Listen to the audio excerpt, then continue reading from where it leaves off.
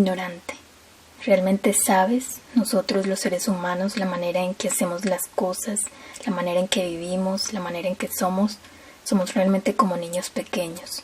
Un niño no sabe nada. Si un adulto observa las acciones de un niño, la manera en que él juega y salta, sus acciones no parecen servir de mucho. Si nuestra mente está en entrenamiento, es como un niño. Hablamos sin atención y actuamos sin sabiduría. Podemos degenerar, pero no sabiéndolo. Un niño es ignorante y por lo tanto solo juega como lo hacen los niños. Nuestra mente ignorante es igual. Por esa razón el Buda nos enseñó a entrenar estas mentes nuestras.